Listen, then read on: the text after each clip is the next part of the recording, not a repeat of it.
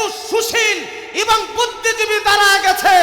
আমরা বলতে চাই, আমরা মুসলমান, আমরা ইমানদার।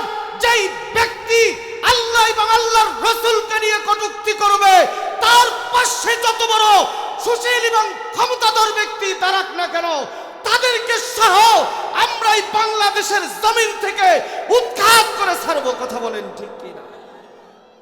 কোথাকার কোন 2 টাকার বাউল আপনার আমার আল্লাহকে নিয়ে গালি পারে, আল্লাহকে নিয়ে কটূক্তি করে, যেই সমস্ত ভাষাগুলি বলেছে এটা কোনো মুসলমান বলতে পারে না। সেই বাউলের পক্ষে আমার বাংলাদেশের কিছু সুশীল এবং বুদ্ধিজীবী দাঁড়া গেছে। আমরা বলতে চাই, আমরা মুসলমান, আমরা ইমানদার। যেই ব্যক্তি আল্লাহ এবং আল্লাহর রাসূলকে নিয়ে কটূক্তি করবে, তার পাশে যত বড় সুশীল এবং ক্ষমতাধর ব্যক্তি দাঁড়াক না কেন, তাদেরকে সহ আমরা এই বাংলাদেশের জমিন থেকে উৎখাত করে ছাড়বো। কথা বলেন ঠিক কিনা? যত বড় পাওয়ারফুলি হোক না কেন, আল্লাহকে নিয়ে গালি পারবে আর রাসূলকে নিয়ে কটূক্তি করবে, তারই পক্ষে আবার তোমরা প্রেস ব্রিফিং করবে যে এটা ঠিক হয় নাই। আমরা আন্দোলন করলে বলে এটা হচ্ছে ধর্ম অন্ধ। কথা বলেন ঠিক কিনা? আমরা বলে ধর্ম অন্ধ।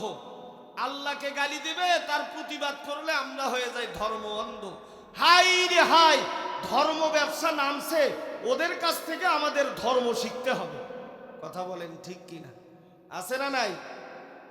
কত সুশীল বের হয়েছে, কত সুশীল বের হয়েছে। একটা দাড়ি আছে, মোচ আছে বড় বড়, এর নাম বলে ফরাদ মজহার নাকি। এ আবার ওদের পক্ষে কথা বলে, এ নাকি বাংলাদেশের একজন বুদ্ধিজীবী। তোর বুদ্ধিজীবীর থুতু নিক্ষেপ করি, তুই কিসের বুদ্ধিজীবী? বাংলাদেশের জমিনে তোর মতো ফরাদ মজহার বুদ্ধিজীবী হতে পারে না, পারে না, পারে না, পারে না। তোর মতো গদ্দপ এই বাংলার জমিনে আর দ্বিতীয় কেউ নাই। তুই আবু জাহেল, আবু জাহেল, আবু জাহেল। কথা বলেন ঠিক কিনা? তুই বুদ্ধিজীবী না, তুই মূর্খের বাবা। কথা বলেন ঠিক কিনা? হাই রে হাই রে হাই, বাংলাদেশে বুদ্ধিজীবী বানানোর আর লোক পায় নাই। ওই নাস্তিক কাফের মোরশেক যাদের ঈমান নাই, এদেরকে বলে বুদ্ধিজীবী।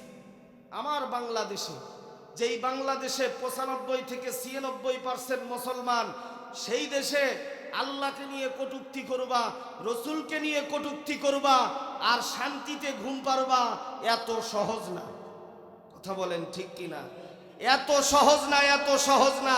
আবার টকশোতে বসে বলে যে সবার ব্যক্তি স্বাধীনতা আছে, তাদেরও ব্যক্তি স্বাধীনতা আছে, তাদেরও কথা বলার স্বাধীনতা আছে। আমি বলতে চাই, যদি তাদের কথা বলার যদি স্বাধীনতা থাকে, তাহলে আমার আল্লাহকে নিয়ে যারা কটূক্তি করবে, আমার আল্লাহকে যারা গালিগালাজ করবে, আমার রসুলকে নিয়ে যারা কটূক্তি করবে, তাদের গলা কেটে ফেলে দিব, হাত কেটে ফেলে দিব। এটা বাংলাদেশের নাগরিক হিসেবে আমারও হাতের স্বাধীনতা আছে। কথা বলেন ঠিক কিনা?